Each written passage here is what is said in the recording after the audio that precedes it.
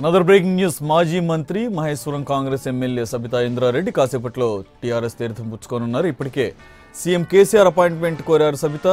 MP అసదుద్దీన్తో కలిసి సబిత కాసేపట్లో ప్రగతి భవన్కు చేరుకోనున్నారు. కాంగ్రెస్లో ఉత్తమ్ కుమార్ రెడ్డి వైఖరిపై సబిత అసహనం వ్యక్తం చేస్తున్నట్లుగా తెలుస్తోంది. కాంగ్రెస్లో ఉంటే అభివృద్ధి అసాధ్యమని నియోజకవర్గ కార్యకర్త సబితకు చెప్పారని, ఈ నేపథ్యంలోనే ఆమె టీఆర్ఎస్లో చేరాలని నిర్ణయించుకున్నట్లుగా తెలుస్తోంది.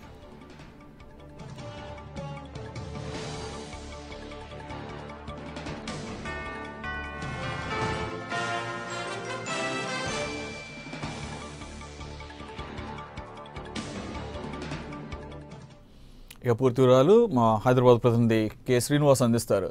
కేఎస్, సబితా ఇంద్రారెడ్డి టీఆర్ఎస్ చర్యకి సంబంధించి లేటెస్ట్ అప్డేట్స్ ప్లీజ్. సరే, మరి కాసేపట్లో మహేశ్వరం నియోజకవర్గ ఎమ్మెల్యే, కాంగ్రెస్ పార్టీ సీనియర్ నేత, ఉమ్మడి ఆంధ్రప్రదేశ్లో హోంమంత్రిగా బాధ్యతలు నిర్వహించినటువంటి సబితా ఇంద్రారెడ్డి మరి కాసేపట్లో ప్రగతి భవన్లో ముఖ్యమంత్రి కేసీఆర్ని కలవబోతున్నారు. 4 గంటలకు కేసీఆర్ అపాయింట్మెంట్ ఇచ్చినట్టుగా మనకు సమాచారం అంతా ఉంది. ప్రస్తుతం శ్రీనగర్ కాలనీలో ఉన్నటువంటి సబితా నివాసం నుంచి ఎంపీ అసదుద్దీన్ ఓవైసీతో పాటు ప్రగతి భవన్కి మరి కాసేపట్లో చేరుకోబోతున్నారు. సబితా చేరికకు సంబంధించి గత 2 రోజుల క్రితమే TRS party working president KTR సమక్షంలో, అంటే అసదుద్దీన్ ఓవైసీ కేటీఆర్ని కలిసినటువంటి ఆ సమయంలో సబితా ఇంద్రారెడ్డితో పాటు తనేడు కార్తిక్ రెడ్డి కూడా కలుసుకున్నారు.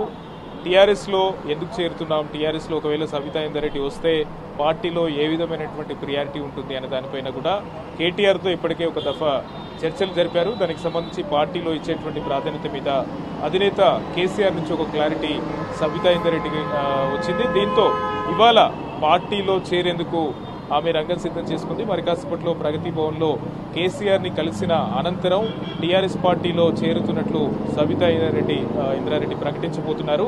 అయితే ఎప్పుడు చేరుతారు, మనకంతున్నటువంటి సమాచారం మహేశ్వరం నియోజకవర్గంలోనే, అంటే చేవెళ్ల ప్రస్తుతం పార్లమెంట్ ఎన్నికలు వచ్చినటువంటి నేపథ్యంలో ఒక భారీ బహిరంగ సభలోనే చేవెళ్ల నియోజకవర్గంలో నిర్వహించబోయేటువంటి ఈ సమావేశంలోనే, పార్లమెంట్ నియోజకవర్గ సమావేశంలోనే సబితా ఇంద్రారెడ్డి అఫీషియల్ గా టీఆర్ఎస్ పార్టీలో చేరబోతున్నట్టుగా మనకు తెలుస్తోంది. ఒకటి ప్రధానంగా ఇప్పుడున్నటువంటి పరిస్థితుల్లో కాంగ్రెస్ పార్టీ నుంచి ఎందుకు బయటకు వస్తున్నారు అన్నటువంటి అంశం మీద సబిత కొంత ఆఫ్ ది రికార్డ్ గా మాట్లాడడం జరిగింది.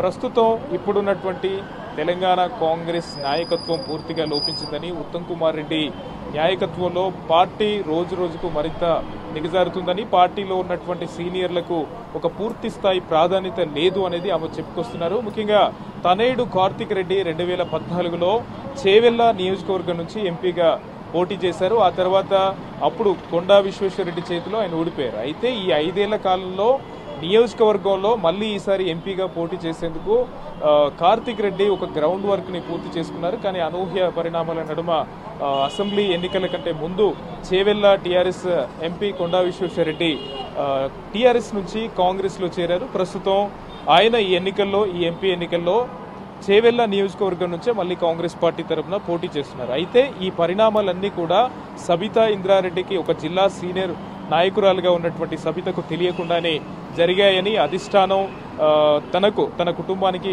అన్యాయం చేసిందన్నటువంటి ఒక అసహనంతో అయితే సబితా ఇంద్రారెడ్డి ఉన్నారు.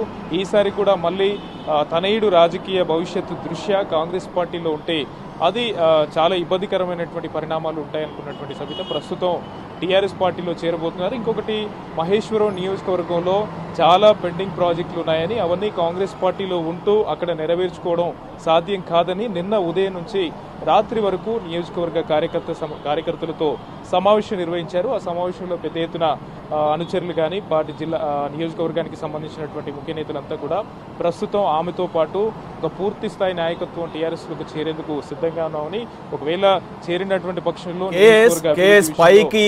పైకి ఉత్తమ్ కుమార్ రెడ్డి నాయకత్వం మీద విమర్శలు గుప్పిస్తున్నా సబితా ఇంద్రారెడ్డి మీరు చెప్పిన దాని ప్రకారం తనయుడికి రాజకీయ భవిష్యత్తు కోసం గ్రౌండ్ ప్రిపేర్ చేసే ఉద్దేశంతోనే ఇక్కడ పార్టీ మారని క్లియర్గా అర్థమవుతుంది అక్కడ ఉన్నటువంటి నియోజకవర్గ సమీకరణాలను బట్టి చూస్తే. కాబట్టి ఇక్కడ పాయింట్ ఏంటంటే ఆవిడ చాలా సీనియర్, కాంగ్రెస్లో కూడా పనిచేశారు, మినిస్టర్గా పనిచేశారు. కాబట్టి మొత్తం క్యాడర్ మొత్తం కూడా ఈవిడ డెసిషన్ని ఎంతవరకు హర్షించే అవకాశం ఉంది? మొత్తం క్యాడర్ అంతా కూడా ఆమె తనయుడి వైపుకి మొగ్గే అవకాశాలు ఎంతవరకు కనబడుతున్నాయి? ప్రస్తుతం చేవెళ్ళకి సంబంధించి ఆమె అంతకుముందు చేవెళ్ళ నియోజకవర్గంలో చాలా సీనియర్ నేత, నియోజకవర్గాలకు సంబంధించినటువంటి రిజర్వేషన్ల ఖరారు తర్వాత మహేశ్వరం చేవెళ్ళ ఎస్సీ కోటా పరిధిలోకి వచ్చింది. ఆ తర్వాత మహేశ్వరం నియోజకవర్గం నుంచి ఆమె పోటీ చేస్తూ ఉంది. అయితే జిల్లాలో అంటే ఇంద్రారెడ్డి ఉన్నటువంటి ఆ సమయంలో కానీ, తర్వాత తను రాజకీయంలో అటు హోంమంత్రిగా ఉన్నటువంటి ఆ సమయంలో కానీ మొత్తం ఉమ్మడి రంగారెడ్డి జిల్లాలో సబితా ఇంద్రారెడ్డి తనదైనటువంటి మార్క్ ముద్ర వేసుకుందని చెప్పాలి. ప్రస్తుతం పార్టీ మారుతున్నటువంటి పక్షంలో అంటే రంగారెడ్డి జిల్లా నుంచి కూడా టీఆర్ఎస్ పార్టీకి కాస్త ఒక సీనియర్ నేతలు అవసరం, ఒక మహిళా నేతలు అవసరం ఉంది అని చెప్పేసి కూడా భావిస్తున్నారు. ఈ సమయంలోనే అన్ని అంచనా వేసుకున్నటువంటి సబితా ఇంద్రారెడ్డి మరొక వైపు ముఖ్యమంత్రి కేసీఆర్ దగ్గర నుంచి ఒక క్లారిటీ కూడా తీసుకున్నారు. మనకు అందినటువంటి సమాచారం ఏంటంటే ఇంకొక 6 మంత్రి వర్గ అంటే పూర్తి స్థాయిలో కేబినెట్ పునర్వ్యవస్థ కాలేదు, ఒక 6 స్థానాలు మాత్రం పెండింగ్ లో ఉన్నాయి. 2 మహిళలకు కూడా అవకాశం ఇస్తామని ముఖ్యమంత్రి కేసీఆర్ చెప్పారు. దీంట్లో ఒకవేళ నిజంగా ప్రస్తుతం టీఆర్ఎస్ పార్టీలోకి చేరితే రంగారెడ్డి జిల్లా నుంచి ఒక మహిళా నేతకు అవకాశం ఉంటుంది అని ఒక చర్చ జరుగుతూ ఉంది. సబితా ఇంద్రారెడ్డికి ఒక మంత్రివర్గంలో అవకాశం ఇవ్వడంతో పాటు తనయుడు కార్తిక్ రెడ్డికి ప్రస్తుతం ఎంపీ స్థానం అయితే ఇచ్చే అవకాశం అయితే లేదు, కానీ భవిష్యత్తులో పార్టీకి సంబంధించి ఎమ్మెల్సీ కానీ కొన్ని కీలకమైనటువంటి పదవులు ఇచ్చేటువంటి అవకాశం అయితే కనిపిస్తుంది. ఆ సమీకరణ